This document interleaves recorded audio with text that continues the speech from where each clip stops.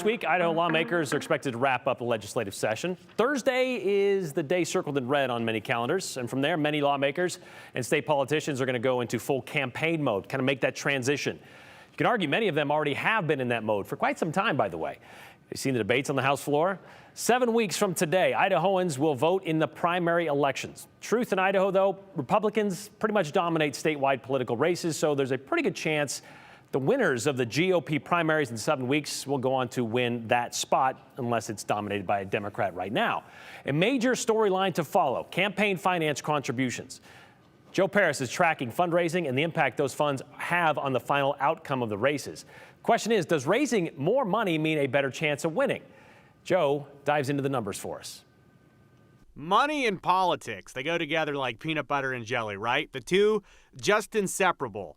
And while correlation between fundraising and winning an election can vary, campaign finance reports give us valuable insight into candidates and political races. The highly anticipated May 2022 primary will set up the landscape of Idaho politics for years to come. The top race, Idaho's next governor. Top fundraisers in the race for Idaho Governor include familiar names. Current Governor Brad Little, current Lieutenant Governor Janice McGeachin, and up-and-comer Ed Humphreys. According to the Idaho Secretary of State Sunshine Reports, Little leads the pack with $1.63 million raised. McGeachin comes in at about $585,000 and Humphreys $314,000. The more money a candidate has, the more opportunity there is to expand campaigning. But it's not just about the money. Campaign finance reports give us a window into what support for a candidate may look like. In the governor's race, for example, on the Republican side, Little leads the way with donations from 2,151 donors. McGeachin has 1,217 and Humphreys has 494 so far. Important to note, though, donors are not necessarily Idahoans or Idahoans who are set to vote in May. People from outside the state can and do donate for a variety of reasons.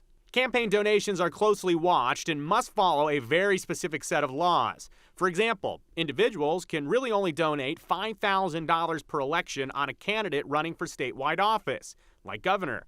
Of note, races are split between the primary and general election, so people are allowed to donate for both of those races. Here's where some of the other major races sit 7 weeks from primary day. In the race for Lieutenant Governor, House Speaker Republican Scott Bedke holds a narrow fundraising margin over State Representative Priscilla Giddings. Of note in this race, Giddings has 681 more individual donors, according to the Secretary of State's office. This is despite raising less.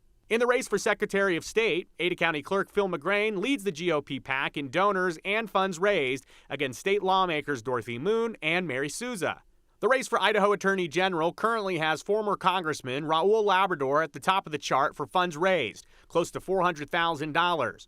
Current AG Lawrence Wasden does have more donors than Labrador and challenger Art McComber. With education in the spotlight, so is the race for Superintendent of Public Instruction.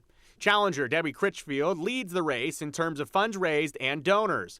Of note, SOS records show that current Superintendent Sherry Ibarra has not filed an updated report since March 9th, so it's very possible her numbers are higher. But she does trail Critchfield and challenger Brandon Durst in both categories. There are dozens and dozens of races across Idaho for things like state lawmaker, county sheriff, even county coroner.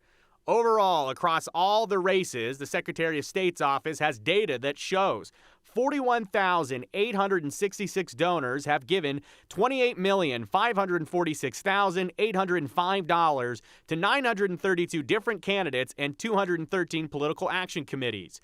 Close to $18 million of all of those donations is for candidates running for office. So a storyline we'll be following here on the 208 between now and May is, what was more important, the amount of money raised or the amount of unique donors? Just one of the many storylines we'll be tracking for the next 7 weeks when Idahoans go vote in the May primary.